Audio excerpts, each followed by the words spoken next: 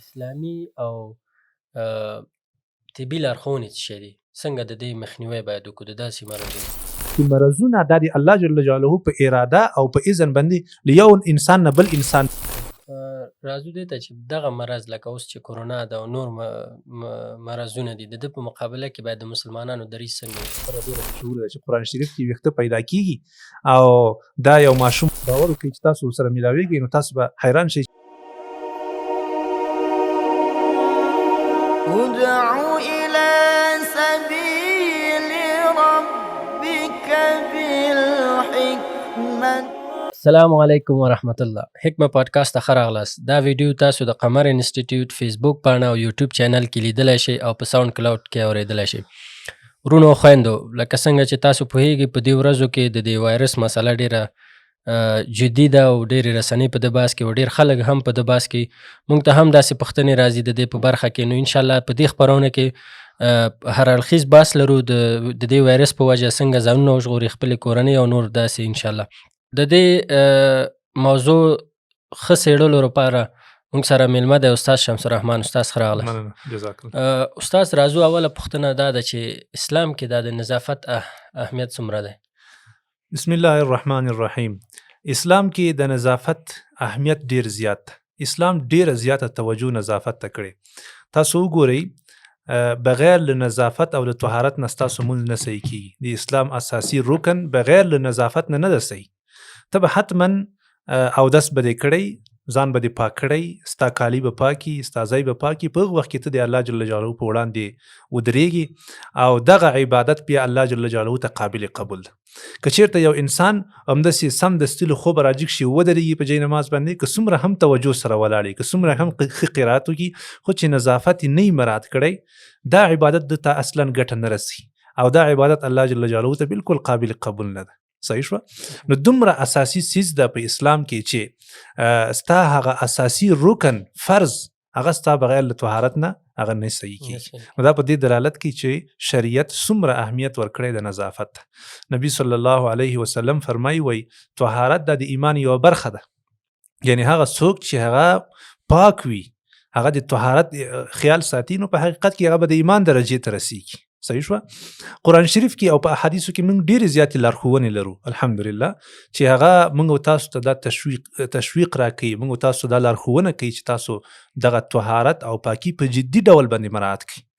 الله جل جلاله قرآن شریف کې فرمایي ان الله يحب التوابین ويحب المتطهرین. الله جل جلاله هغه څوک چې هغه توبه وباسي، هغه خوښوي او مینه او محبت کوي د هغه چا سره چې هغه پاکي اختیاري، یعنی صفایي کوي، پاکوالی ته ډېر پاملرنه کوي او نظافت خیال ساتي.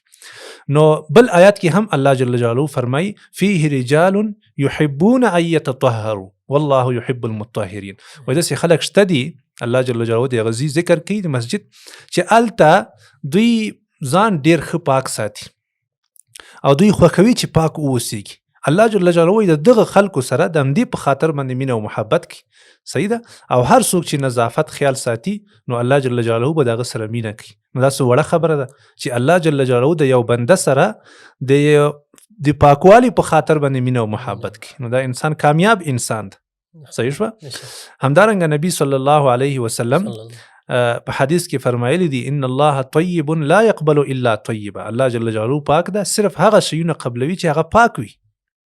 صحیح شوه؟ صرف پاک شیونه قبلوي. همدارنګه تاسو وګورئ نبی صلی الله علیه وسلم په جدي ډول باندې نظافت مراعات کو، په جدي ډول باندې به د نظافت مراعات کو او کوشش به کو چې په خپل ژوند کې د نظافت په عملی ډول باندې هغه تطبیق کړي. صحیح شوه؟ نبی صلی الله علیه وسلم به کله چې له خوب نه راپاڅېده نو مسواک به وهل. همدارنګه کله به چې کور ته ننوته مسواک به استعمالو. نو دا په دې دلالت کوي چې زمونږ او ستاسو دین دا د طهارت او د پاکي دین ده او ستا هغه اساسي ارکان هغه د پاکي او د طهارت نه وروسته بیا قابل قبول کیږي او الله جل جلاله ته دا پورته کیږي. یو انسان چې د پاکي نظافت او د طهارت ته توجه نه کوي نو دغه انسان په حقیقت کې له دې دین نه ډېر لرې پاتې شوی ده او دا د دې دین په مفهوم باندې نه ده خبر.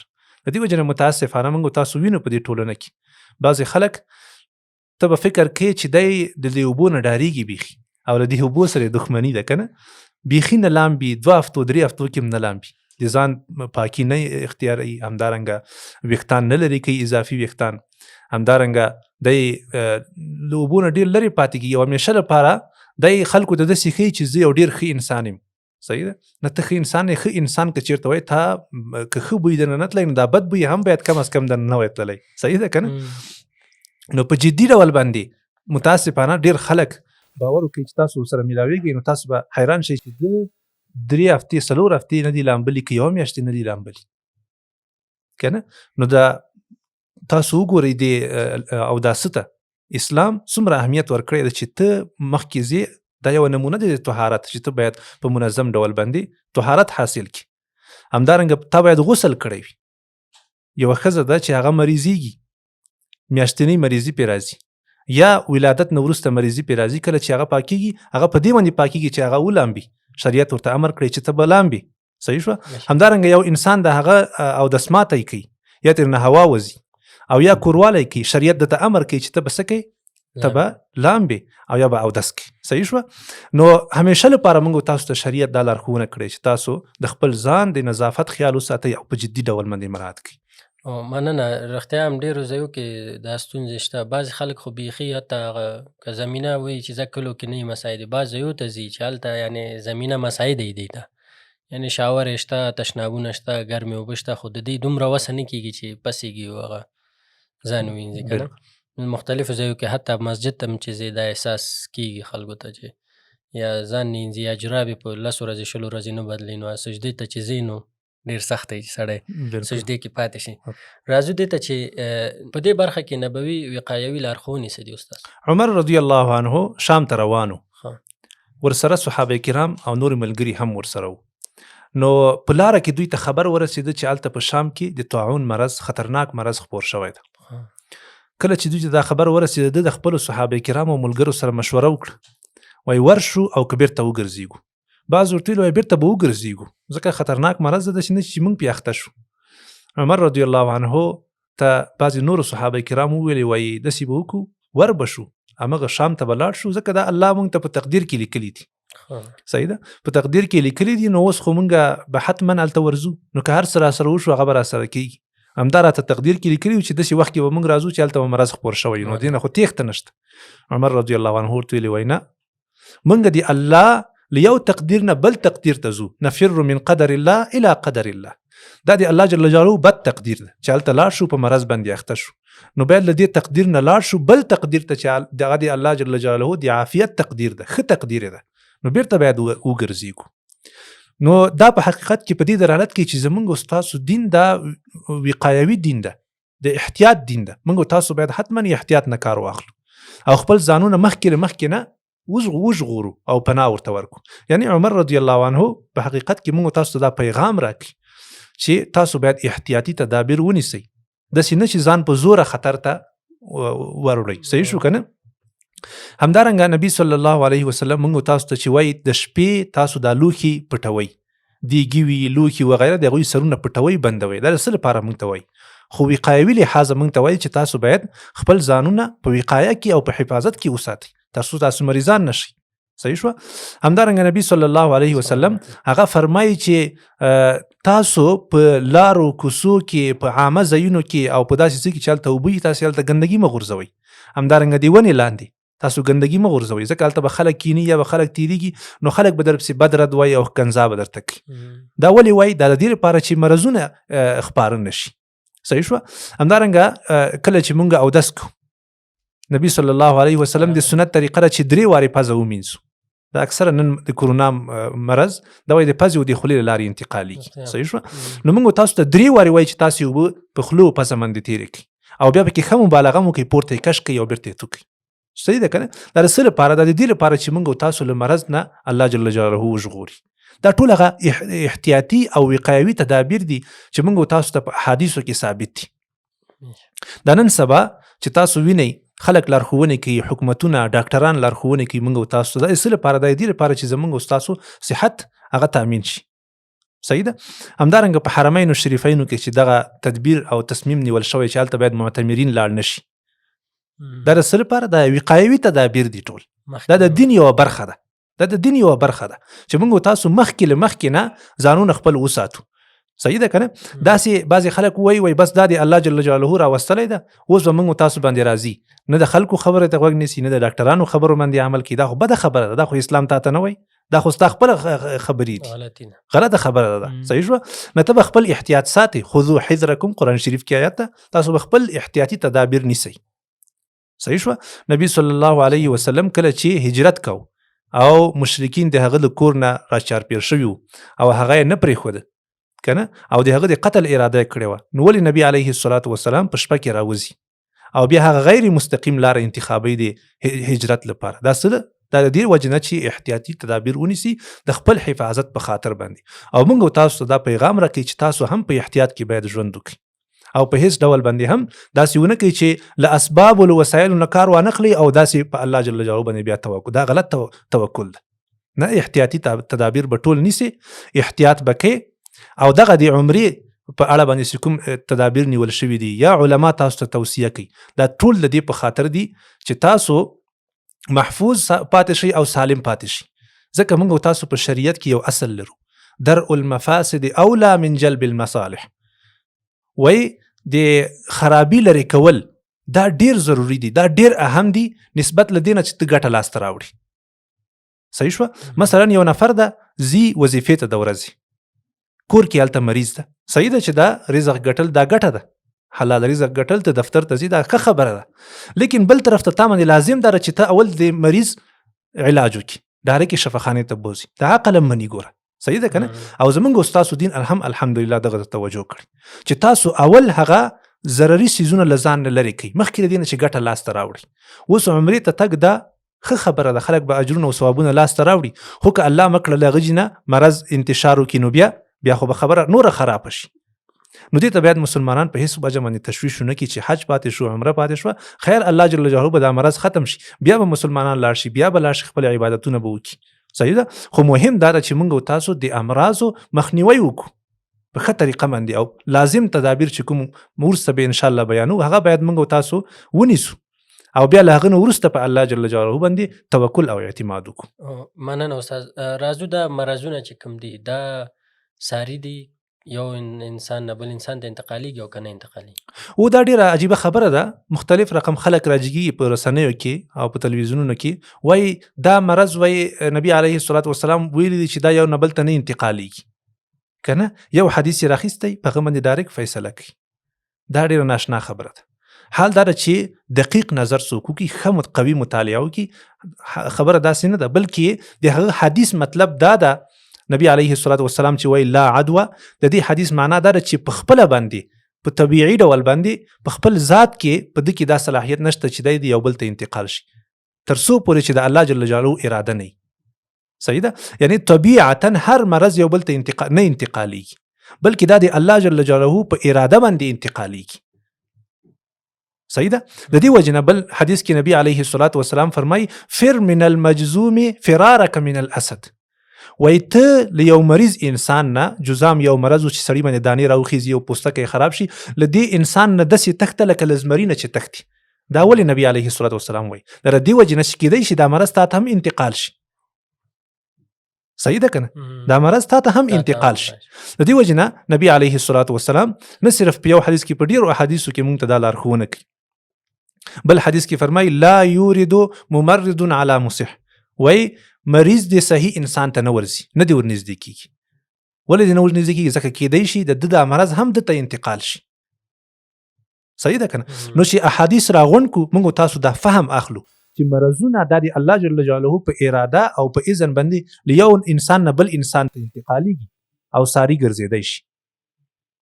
صحیح ده؟ د دې وجې نه موږ تاسو باید په الله جل جلاله باندې باور ولرو چې د الله جل جلاله اراده وي نو دغه مرضونه هم پیدا کېدای شي، هم ختمېدای شي، هم علاج راوتلی شي، او هم موږ تاسو یو بل نه انتقال هم کېدای شي. نو باید احتیاطي تدابیر حتما په نظر کې ونیسو. دغه مرضونه هغه لري تقدیر پورې سره ارتباط لري؟ بالکل تقدیر پورې دا ارتباط لري. هر څه چې موږ تاسو ته رسیږي دا د خپلو اعمالو په نتیجه کې رسیږي. او همدارنګه هغه څیزونه موږ تاسو ته رسیږي چې الله جل جلاله مخکې له مخکې نه موږ تاسو ته مقدر کړي دي. قرآن شریف کې آیات ته نبی علیه الصلاة والسلام ته الله جل جلاله فرمای قل لن یصیبنا الا ما كتب الله لنا. وای ته ورته ووایه چې هیڅ څیز به هم موږ ته ونه رسیږي مګر هغه څه به ورسیږي چې الله جل جلاله موږ تاسو ته لیکلي دي. نو دا هر څه چې موږ تاسو ته رسیږي دا د الله جل جلاله په تقدیر کې لیکل شوي دي، نو حتما به رسیږي. نبی صلی الله علیه وسلم یو صحابي ته هم نصیحت کوي واعلم ان ما اخطأك لم يكن ليصيبك وما اصابك لم يكن ليخطئك.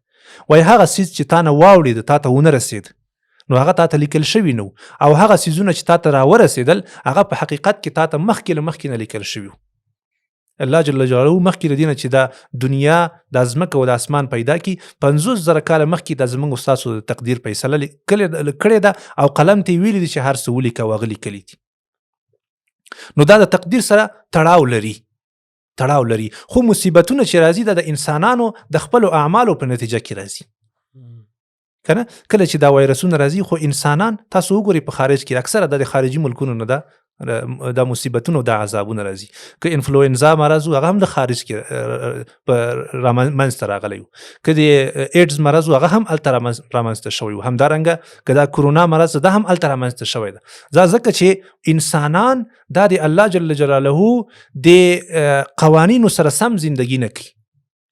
الله جل جلاله موږ تاسو منې کړي چې تاسو زنا ته ورنږدې هم نشئ. زنا کول خو څه کوي، زنا ته ورنږدې هم نشئ.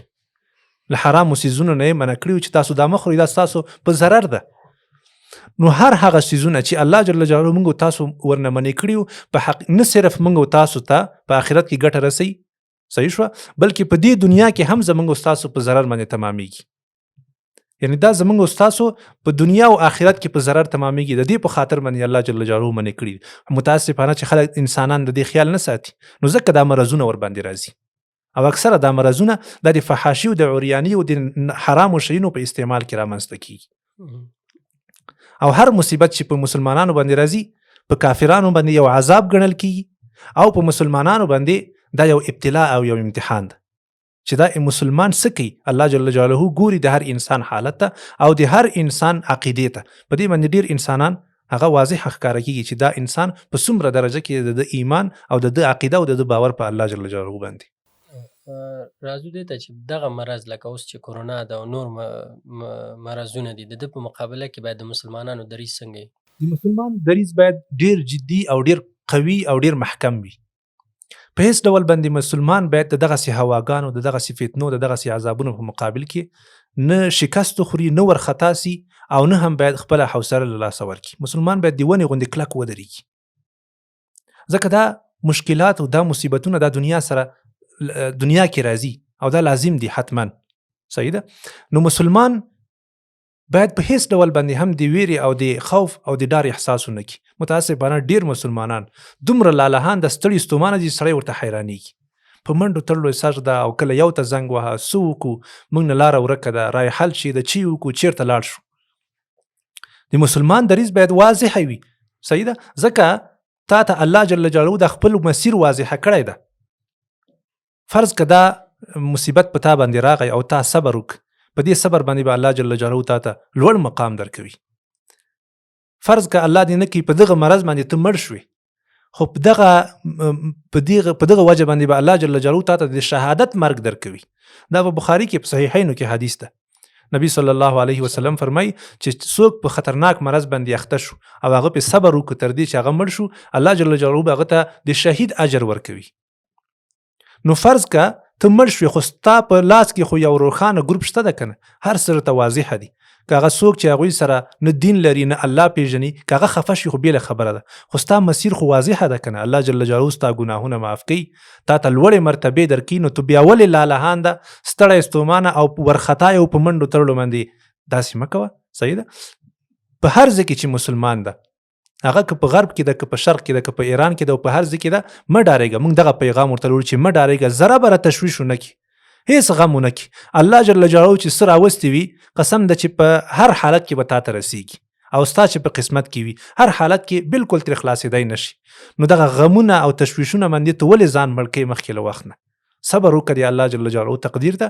الله چې څه درته مقرر کړي هغه په هغه کې هر څه خیر ده، او موږ تاسو الحمدلله په دې باور لرو چې د الله له طرف نه هر څه راځي هغه زمونږ په خیر دي، هغه زمونږ د دنیا او د آخرت په خیر باندې دي. متاسفانه چې ډیر خلک خرافاتو او اوهامو پسې ګرځي، ناشنا خبرو پسې، لکه نن سبا چې دا د ویښته خبره ډیره مشهوره ده چې قرآن شریف کې ویښته پیدا کیږي، او دا یو ماشوم خوب لیدلی ده، 3 کلن ماشوم د نبی علیه الصلاة والسلام ورته خوب کې ویلي چې دا به څوک راواخلي اوبو کې به واچي بیا به هغه ته الله شفا ورکړي. دا غلطه خبره ده، دا ویښته چاته شفا نشي ورکولی، او نه هم دا کوم اصل لري او نه کوم رابطه لري د دین سره. خیال دی دا خلکو څومره ګوره دا خبره مشهوره کړې ده، یو نفر هم داسې نه کوي چې یو عالم ته مراجعه وکړي یار دا صحیح ده که صحیح نه ده، او یا داسې یو د یو عالم د خبرې نه له خولې نه دا خبره واوري او بیا پې باور وکړي، خو نه یو بل ته بس خبرې انتقالوي او سخت ورخطا دي دا خلک. حال دا چې د کافر او د مسلمان ترمنځ فرق دا ده چې کله په کافر باندې عذاب راځي هغه باید ستړی ستومانه ورخطا او لاره تېر ورک کړي، مسلمان خو باید داسې نه یې کړه، ځکه دا د الله جل جلاله باندې د باور او اعتماد کلک ده. نو ویښته نه چاته شفا ورکولی شي او نه هم په قرآن شریف کې دا حقیقت لري. دا عامه خبره ده چې قرآن شریف کې یا نورو کتابونو کې ویښته غورځېږي، او نوی قرآن شریف راواخله اول نه تر اخره پورې به یو ویښته هم پکې پیدا نه کړي. او بل زمونږ ستاسو دین دا خو د خوبونو دین نه ده کنه چې په خوبونو باندې ولاړي، او موږ تاسو په خوبونو باندې فتواګانې او خلکو ته دین واضح کړو. صحیح ده؟ نو دا غلطی خبرې دي. مسلمان باید کلکه عقیده په الله جل جلاله باندې د هیڅ وخت کې باید د ستړی ستومانه تشویش ونه کړي، د خپل وس مطابق باید لازم تدابیر ونیسي، احتیاط وکړي چې کوم به انشاءالله موږ وخت وروسته وضاحت ورکو. خو داسې نه ده چې دی ډېر زیات ورخطا سي او له یو ځای نه بل ځای ته وتښتېږي. متاسفانه ډېر خلک موږ ته میسیجونه کوي او زنګونه ویي له ایران نه، هلته فکر کوم دا مرض خپور شوی ده ډیر شوی، نو همدا وایي چې در وتښتېږو که څه چل وکړو چېرته لاړ شو. موږ غواړو چې افغانستان ته درشو، موږ ورته وایو نه ته عمل ته پاتې شه، تا ته خپل دین دا رهنمایي کوي، تا د ډاکټران دا رهنمایي کوي، دا ولس درته هر څوک درته دا وایي چې ته عمل ته پاتې شه، نو ته ولې بیا ورخطایې؟ نبی صلی الله علیه وسلم په حدیث کې فرمایي چې کله یو ځای کې مرض راشي بهترین علاج دا د دې مرض د ختمېدو چې خلک له هغه ځای نه وتښتېږي او نه نور خلک هلته ورشي، نو په دې سره هغه مرض په خپله باندې کنټرول شي. صحیح ده که نه؟ اوس چې ته له هغه ځای نه راتښتې او ته وایې چې زه روغ جوړ یم، ته څه خبره چې ته روغ جوړ یې؟ کیدای شي دا مرض باندې ته مبتلا شوی او خبر به نه یې، ځکه ډاکټران وایي چې کله ناکله دا مرض په چا کې راځي خو اثرات یې نه وي پې ښکاره، زر تر زر اثرات نه ښکاره، وروسته اثرات ښکاره کېږي، نو دی به دا فکر کوي چې زه نه یم پې مبتلا شوی. حال دا چې دی به په همدې مرض باندې اخته وي او دی به دلته راشي په ځای د دې چې دی په خپله باندې وتښتېږي، ځان سره به نور هم په سلګونو خلک هغه تباه کړي، نو ضرر څومره زیات شو. نو تا ته دین دا لارښوونه کوي چې ته عمل ته پاتې شه، الله چې څه تقدیر کې درته لیکلي یا حتما درته رسېږي، خو ته داسې مه کوه چې ځان سره نور ډېر خلک برباد کړي. صحیح ده که نه؟ نو زمونږ ټولو هغه ورونو ته خواهش ده چې هغه په خارج کې دي یا په نورو ځایونو کې دي، هغه د عمل ته پاتې شي، عمل ته پاتې شي، په همدې کې انشاءالله د دوی هم خیر ده او د ټول بشریت په دې کې خیر ده. او مننه استاد، موږ خو بحث وکړو نظافت او د مرضونو او مختلف مرضونه مو څېړل، اوس راځو دې ته چې اسلامي او طبي لارښوونې څه شی دي، څنګه د دې مخنیوی باید وکړو د داسې مرضونو؟ بالکل نبی علیه الصلاة والسلام موږ تاسو ته ډېرې لارښوونې کړي دي. د هغه له جملې څخه یو دا ده چې کله تاسو ډوډۍ خورئ وایي هغه ډوډۍ کې به برکت زیات وي، با برکته به وي چې هغه نه مخکې او وروسته لاسونه ومینځل شي. همدارنګه په یو حدیث کې دا هم راغلی دی، نبی صلی الله علیه وسلم فرمایي چې څوک د شپې ویده کېږي او لاسونه نه مینځي که نه، نو که یو څه شي وچیچه نو ځان دې خپل ځان دې بس بیا ملامتوي که نه، یعنې په کار داره چې دی مخکې له ویده کېدو نه دی څه وکړي لاسونه ومینځي. همدارنګه مخکې حدیث مې هم ذکر کړ چې نبی علیه الصلاة والسلام فرمایي چې مریض انسان د صحیح انسان ته نه ورنږدې کېږي. صحیح ده که نه؟ نو په دې کې یعنې د دواړو خیر ده، د هم خیر ده او د هغه هم خیر ده. همدارنګه نبی علیه الصلاة والسلام فرمایي چې کله څوک سحر له خوب نه راجګ شي نو دی داسې نه کوي چې یو دم په دې لوښي کې لاس دننه کړي، یو وار دې د خپل لاس 3 وارې ومینځي، له هغه نه د دې لپاره چې د اوبه کثیفې نه کړي، یعنی دا ټول دینی راهنمایان دي. همدارنګه نبی صلی الله علیه وسلم فرمایي چې اماطة الاذى عن الطريق صدقه. کله چې یو انسان د یو لارې نه یو مضر شی لرې کوي دا د لپاره الله جل جلاله په صدقه کې شماري او الله جل جلاله به ته اجر او ثواب ورکړي. ډېرې لارښوونې دي. همدارنګه موږ تاسو ته د دې برسیره موږ تاسو ته دعاګانې هم ښودلې دي. نبی صلی الله علیه وسلم ته یو نفر راغی چې شکایت یې کاوه ورته د لړم نه چې لړم چې چلی. نو نبی علیه الصلاة والسلام ورته وویل چې که چېرته تا دا دعا ویلې وی سحر اعوذ بکلمات الله التامات من شر ما خلق، نو تا ته به په دې ورځ کې هیڅ شي هم ضرر نه در رسولی. ګارنټي یقیني خبره ده کنه. نن سبا خلک اخوا دې خبرو وظیفو پسې ګرځي ګډې وړې، دا یقیني خبرې دي، صحیح خبرې دي. صحیح ده. یعنی که د سحر دی ویلې وای ټوله ورځ به درته څه شي ضرر نه ورسولی، که د شپې دی ویلې وای دا دعا نو ټوله شپه به درته څه شي ضرر نه ورسولی. همدارنګه په یو بل حدیث کې نبی علیه الصلاة والسلام فرمای که څوک سحر کې 3 وارې دا کلمه ووایي بسم الله الذي لا يضر مع اسمه شيء في الارض ولا في السماء وهو السميع العليم، دا کلمه 3 وارې سحر ووایي 3 وارې ماښام ووایي، نو د شپې او د ورځې هیڅ وخت کې به هم هیڅ شی هم دته ضرر ونه رسي. همدارنګه نبی علیه الصلاة والسلام په بل حدیث کې فرمایي که څوک سحر کې او بیګا کې قل هو الله احد او اخري 2 سورتونه قل اعوذ برب الفلق قل اعوذ برب الناس دا 3 وارې سحر ووایي او یا 3 وارې د ماښام ووایي تکفیک من کل شی. دا یو صحابي ته فرمایي چې دا هر څه نه تا ته دا کفایت کوي، یعنی هیڅ شی هم تا ته ضرر نشي رسولی.